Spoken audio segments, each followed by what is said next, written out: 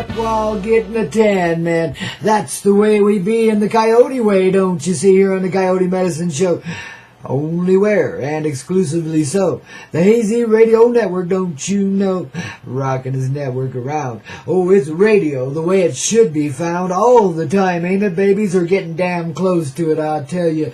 Ooh, wow, I'll talk about soaking up that sun, man. That sunlight is coming our way here in the Rocky Mountain High, oh, baby. It's stretched its beautiful, oh, shiny golden self across that valley, and it's just down there at the bottom of the hill now, working its way up the mountain, baby. We will have sunlight again today. However, there's a hazy smoke in the air. We got a forest fire up north of us, a forest fire over west of us, and a couple of them down south of us. So whichever the way the wind blow, we seem to get the smoke, don't you know? But up here on the hill, we're kind of clear of it, you know. A little anyway, man. A lot less than what's down there. And, you know, don't worry about it, kids. I smoke like a chimney anyway, so I'm immune to it, you know. And I've been around a lot of forest fires. Heck, I remember one time back in 1987 it was. Hey, we're sitting by the campfire now, storytelling time. And me and my now ex-old lady were, in a holiday mood, man. You know, it was getting, I think it was toward the end of July, but somehow we'd got with this big crazy group of people taking a jet boat ride down the Rogue River and back down to this little ranch where you could have some beer and barbecue and just be crazy and silly out there under the stars by this magnificent river surrounded by these smooth mountains of the coastal range just covered with timber, man. Oh, and all the wildlife, including, you know, Bigfoot and everything else to go with it, you know. You want to see some UFOs up there in that country, they shine in the night, man. They make themselves obvious. They're around, man. They're not afraid, you know. I tell you, it's beautiful country. It was a hell of a great ride, man, you know. Yep. But then comes through, you know, as we're making our way back toward the city of Grants Pass, coming upriver in that big old jet boat. Now, mind you, there's about 60 people in this big old jet boat. It's got triple V8s in the back with jet drives, man. It can get up and down the river, and it only drafts about 2 inches, so we don't founder out on rocks or nothing either. It's pretty incredible floating machine, man. Kind of fun when you're young and crazy and having a good time with life, you know. Nowadays, give me an inner tube or a rubber raft or something, maybe a little kayak or something. I'll just float down the river that way, and if I need to ride back up, well, I'll call a helicopter or something. Fly me home, baby. Oh, I'm just kidding. But it was a beautiful night, you know, but, then comes this thunderstorm as we're making our way back. And there's lightning everywhere, and no doggone rain. And it ignited over 1,000 fires in that tinder box dry. I mean, this is the end of July, and in Oregon, southern Oregon, it dries right out in the summer. And the driest part is July, August, and September, man. It just, there's no humidity left. I mean, everything dries out. It's just a lot of sun, a lot of sun, a lot of sun. But the life just soaks it up and grows like crazy, and then tinder boxes out, you know, and oh, man. So that year, we were like breathing smoke. I mean, thick forest fire smoke in these valleys of southern Oregon. From then until like mid-October, when the rains finally came and put the fires out and took the smoke out of the air. But it was that long before we saw rain that year, you know. It's kind of traditional down there like that. Summers are real dry in that southern Oregon, northern California area. Whew, sometimes a lot drier than they should be, eh? So here we got similar conditions today, only a whole lot lighter smoke than that, because we only got 2 or 3 fires to deal with here instead of 1,000, man. Can you imagine? Wow. You know, the natives tell the stories of, being off the coast in their little kayaks, speaking of which, eh? And witnessing the smoke of the fires. Every year, they called it Smokin something. I can't even remember. They had a name for that particular patch of land up there that's now northern California and southern Oregon. I call it State of Jefferson in memory of the independent spirit there. These folks were at one time going to secede from the Union, and when that didn't look real good, then they decided to become the 51st state, or what, 49th state it would have been back then, ahead of Alaska, babies. They were just going to form it out of a little part of California, a little part of Nevada, and a little part of Oregon. And they would have been the most independent and free little state there could be anywhere, because it already is anyway. It's pretty much complete anarchy there, which is kind of enlightened. You know, now that they've been through the seasoning of the wars of the 70s, the pot wars of the 70s, and the big mistakes of the 80s, and violence up the gazoozy, and speed took over, and everybody went crazy, and it was nutty, clear into the 90s, but it finally started calming down then. And now they've been through all that stuff. They're ready to blossom and grow. You watch this Applegate Valley. You don't even know where that is, I know, but you watch this place. And the mountains around it, you know. Talk about the smoke clearing. This year, I don't think there's going to be any 1,000 forest fires. This year, I think the air is going to clear over there. In that general territory, too, that, you know, all along the Klamath River drainage, the Rogue River drainage, etc., you know, right up to the Umpqua, man. You know, that's a special little section of real estate in this world, and you really don't realize it. I mean, you feel it driving through, yeah, but you really don't realize it till you live there and experience that energy, you know. Now, it may be the same where you are, it may not be, you know. Different areas of land have different energies, just like different people have different personalities and different specialties in this life. It all blends together perfectly. But this is a really blessed and magical place there in southern Oregon, man. Some of the best weed on earth comes out of there, too. You know, I tell you, we were so spoiled living there. Weed was like cocktails, you know what I mean? It was legal in the 70s for a while, and then they illegaled it again for some reason or another. I don't know. Governments can be so wishy-washy, but for all intents and purposes, it was not only legal, it was widely accepted. I mean, nobody really cared, you know. We didn't have to hide anything. You know, occasionally the sheriff would bust somebody just because he needed a little free weed, and that was about the extent of it. You know, everybody was in the biz and everybody went along with it. The unfortunate aspect of that was there was a lot of war back there in those mountains, you know, and you daresn't even travel there if you're just an innocent civilian, because you might get caught up in something that would take your life, you know. You might see something that you can't see, etc., you see, and there was that kind of attitude going on, man. Violence up the gazoo. But it settled down, you know, it always does. It takes sometimes 20, 30 years, it's settled down. And now there's a blossoming going on there, just like there is inside of you and me too, man. But this is a very special place on this earth. You wouldn't believe the creative steps for humanity that have been hatched out in this little area called the Applegate Valley, man. You know, it's kind of unknown, and I don't want to make the place crowded either, so, you know, we're not sending you all there. We're just informing you of the energy that exists and why it's starting to blossom right now, you see.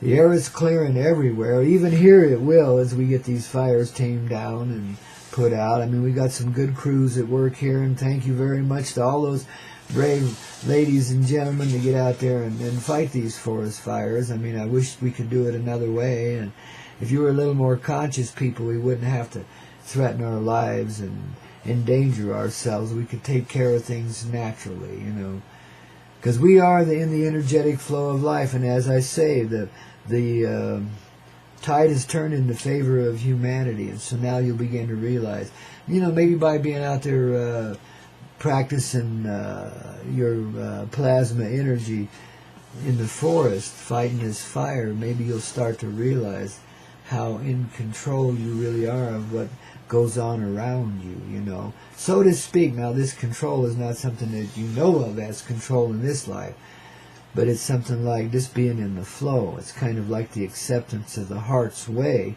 in this reality. That's creation flowing through you, and that's you creating, but that's how it works, you see. And when you begin to realize that flow, then the flow can be far more loving in its application. And a forest fire can be damped down and made in just a little ground clearing thing that the forest needs every now and then, and the big trees won't catch on, and won't need no great big bombers dropping strange chemicals out of the sky. We don't need to threaten anybody's homes or lives or anything like that, you see. One person coming back to life can have such an effect on a forest fire. I don't care how vast it is. Could be from one side of the continent to the other. I don't know if you guys have ever seen a prairie fire. Now, you talk about fire when the prairie dries out, because it's always wind-driven out there. You can get lines of fires 100 miles wide, coming at you 30, 35 miles an hour, just consuming everything in its path. But see, even facing something like that, if you're in a good space, you're going to be able to damp that fire down and protect everybody and get it just to be a little clearing energy, because that's what it needs to be. The land needs to clear itself every now and then, just like we need to get out and take a vacation every now and then, get out of the rut, get out of the routine, you know. Clear things up, break some things down to basic elements and start over again so we can blossom better the next time, you see. It's the nature of life, recreating itself all the time. That's why we can speak of this age of regeneration as just a natural step along the way. Because it truthfully is. And all we had to do was live long enough and love long enough to turn the tide in favor of humanity. Mission accomplished, I'm happy to announce. And to thank the universe for it, because without the universal support we couldn't have done any of it. We're one heart together in motion, all of us. No matter any conflict you might feel or whatever, you know, that's the illusion. The reality is we are one heart together in everything. In all that we create and all that we live in and all the moments that are. And that's why we can design for ourselves some pretty grand moments of awakening now, because it's about damn time. We've waited around long enough. We've waited around in the muck until we're so sick of it, we want to go out and drive truck again. No, no, no. There is no escape. Just be the love that you are. Okay? That's it, man. Just let it flow. That's an understanding comes right along with it. Do give yourself the time. You know, and I mean, do poke and prod at it a little bit. There's nothing wrong with a little seasoning through doubt and suspicion, and make it prove itself to you a little bit. Make this life kick back a little for what you're given, etc. You know, demonstrate your own heart. You know, when you're in a tough situation, think yourself positively, dream yourself positively out of it. Bingo, it happened. This is us learning how to be us. The collective heart in motion personally in each person that lives. I hope you can understand how that works by feeling it. See, this is the only way to really understand anything, including your own passion, your own emotions and feelings, is to feel them. Don't restrict them. Now, that doesn't mean you always employ them, because some of those feelings might take you astray into territory what's a little dangerous for you, you know. But if you need to do it, do it. But just know you're going to get your fingers burned, know what's going on. See, follow the flow. Maybe it's a hard lesson you got to learn for some reason or another, but for most of it, it's a very smooth path now. It's smooth. See, the hardest parts of it have been probably the last few days, the last few weeks for many of us. I know a lot of people been going through torments worse than hell, trying to work out a life for themselves, you know, and just been ground down by, you know, things are distracting us greatly and hurting like hell and stuff like that. But guess what, babies? That was us refining ourselves into our process, going through those last steps of darkness and pain. We get rid of it. So we don't have to live that way anymore. When I say get rid of it, I mean transform it. We don't get rid of anything, really. We don't throw out the garbage. The garbage is beneficial. We don't make garbage anymore anyway. We're not trashy people, man. We have been, but we needed to be. And now we found a reality that's a little beyond this one. And many, many enlightened beings and presences across the face of this earth are coming back to life in this moment of time. Not just those tuned in here, but all of those tuned in here one way or another, because we're all in this together. And this old oracle of love, this old Grandpaw Coyote, crusty old fart that he might be, seasoned veteran of life, but yet an innocent child still. Never outgrew it, couldn't. Could you? I didn't think so. We're all still kids at heart, man. That's why we have such petty little squabbles. Sometimes we're just like the little kid that desires the fire truck the other kid has, but the other kid says, no, mine, and he says, oh, bullshit. Next thing you know, they're fighting over it. See? It's just those raw little feelings that kids have, you know, and you got to learn your way past all that bullshit. So you go through it, see? Big deal. You know, we live what's real, and we find what's right by going through the deal, whatever it is. See, you never want to pick on yourself or torment yourself for anything that's been done to you or that you might have done with or to somebody else, etc. Even though we do. You know, we're so constantly critical. It's part of that training we get as children, you know, that conditioning that I talk about all the time. But it's there so you can overcome it. It's there so you can see past it. And it's also there to get you through some real tough moments. Most people go through such wild swings in the teenagerhood. Without that, they'd never be alive come age 25. I always used to say, as a joke, that we ought to take all the children when they're about 5 years old, stick them in a great big pen around Nebraska, big old fence around Nebraska, just let them live there for the next 20 years, and then let them come out at 25 if they survive. Nah. But babies, we do get wild and woolly, so we have to have our steady and energies to get through those times. Learning human passion and emotion is tricky business, no matter how many thousand times you may have been here living before as a human person. Each and every time it's a different season, a different way. A whole and complete different life. Each and every time, babies, even though we are the same essential soul presence in each incarnation that we live. Now, you don't have to believe this.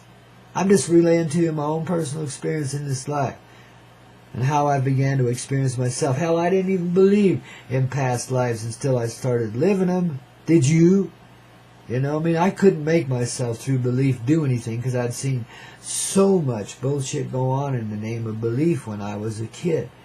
People totally dedicated to beliefs that were subjugating them to some pretty dark energies and causing some pretty nasty things to happen in a reality that shouldn't be anything like that. You see? Suppression. Digression. See, that's why I don't advocate belief very much, because that's usually where it's led in the past. See, now we're in a little different place. But allow your beliefs, whatever they are, to transform with the energy of the flow. When you see what's real, well, then you know, and you just live it. You don't have to believe it anymore. Whatever it is, it's right, and it's rocking, and it's real. Because you're imagining yourself into it and living it. Yeah, I said imagining, right from the heart, man. That's where the real imagination of creation exists. They're physically, they find this tiny little mind-like thing in the heart. See, that's the physical representation of what's real. The heart is the aspect of divine intelligence that creates. It's the very center of all intelligence and of all life that goes with that intelligence. Though it doesn't seem like we got advocated too much here in humanity at times, does it? Considering what's been going on in the Middle East lately. Good grief. But see, again, there is this technology that resolves all of those conflicts. You don't need to go steal anything from anybody, least of all oil. And it's a mean-ass thing to be doing to the earth, to be drilling on her hide like that anyway, babies. And we're going to put all that down, and we are. Right along with the weapons of war and everything. This energy will be here one way or the other. I can assure you that. You feel it in your heart. If they take out Keshi, 15 more pop up the next day. Maybe the next minute. This is real. This is a part of the tide that's turned in favor of humanity and its heart. And there's no stopping it. And see, the Goonie guys know that. The people that have been, rocking the reality the other way and trying to take over in a militaristic sort of way, the corporate interests and so forth.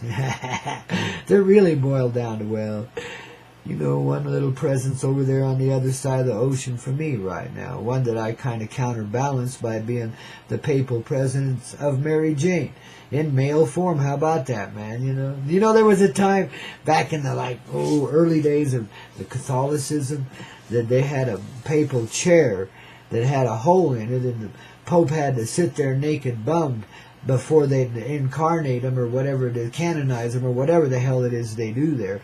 But anyway, so they could make sure it wasn't a girl, because they got fooled a time or two. The male authoritarians got took over by a female Pope a time or two and didn't even know it. And they were pretty upset about that. So from then on, you had to sit on the naked chair to expose yourself to the truthful reality of a monk that could tell whether you were a male or a female. Strange stuff in this old reality. See how insane it's been. See how crazy we've gotten. Especially after the lust of money and power. When you feel powerless, well, what happens? You're empty. You become a vacuum. You start to suck things into you. It's the exact opposite of creation. It's being uncreating, taking it down with you, man, trying to control and contain it and live in it all and just be it all. Well, guess what? That can only suggest our reality, because we do live in it all and we are it all, and we don't have to steal from each other or beat up on the Mother Earth to do it either. That's why I'm so pleased to see this plasma technology coming into being. And as I said, you know, this is a technology that takes personal communication to help it operate and do function in the way you want it to. So just like how we've been trained into it by the machines we've driven, how we have to become, or flown. You know, flying machines are fun too, boy. They add a whole nother dimension to it. But anyway, you learn to become one with your machine that way, you know, and how to be present inside of your vehicle as it's going down the highway or through the flyway, and be conscious of any little nuance that might pop up that you're going to have to deal with. You know this machine so well. Well, you see, this is where we're moving into with the plasma energy, so that we begin through these divine instruments just handed to us by the grace of goodness, our own heart really. The technologies suggest into us then our own plasmic nature in creation, and of how we literally live to employ that. See how everything works together for the betterment of all, no matter what it is. But this is some beautiful and divine times to be alive. You talk about a free day Friday. I don't know how much freer we can be, but at least it's a good beginning. We can sure be free. We can be free of it all, man. We can just be where we don't give a truck. We don't have to anymore. We live in it because we're loving it, and loving it is of us. And we all blossom and grow and party down together. You ready for a real Coyote Medicine show? You're going to call on your own personal UFO to haul your ass over here so we can party down and get it clear for the rest of the reality too. There's plenty of room here, man. There's wildlands all over out there, and no mosquitoes now. So babies, this is the time. I think we should do it. So today, get in your own way. Use your plasma energy. Create a UFO for yourself and fly on over here. And bring Crosby, Stills, Nash and Young as young people. And, all the old rock groups and shit from back in the day. Those that were pretty decent to deal with anyway. The snoots, well, let's just deal with them cosmically. They'll be nice now. Because they all play here on the Coyote Medicine Show, don't they? None of them have given us. Well, that one girl did fall off the stage. Was that Katie? No, that wasn't Katie Goodman. I forget who it was. It wasn't Janice, though. No, well, maybe it was. Yeah, but because she was dancing, yeah. It didn't have anything to do with that Ballantine Scotch or anything, did it, honey? Oh, hell, she got a sense of humor about it. I hope you do too, babies, because the joke's on all of us, as you're bound to see as we continue through this moment of the divine reality revealing itself in this reality. And Grandpa is just here to narrate along and help us understand the singing of the song of the heart, babies. That's all. Just a little vessel of love like you are, and we all have our specialty here. You getting that clear, dear? Oh, I reckon you are. I reckon I are. I reckon we all are. I mean, shoot, sooner or later we're bound to catch on. I mean, even if we are the spiritual clown, the cosmic unawareness of death and doom and destruction. Oh, babies, I feel sympathy for you, those of you that still feel it in the dark way. Ooh, may your heart come forward right now in this very moment. Help you see it a little differently, and how. Yeah, so says Grandpa here.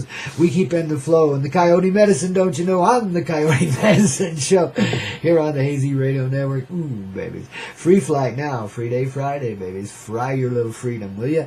And let's get it going.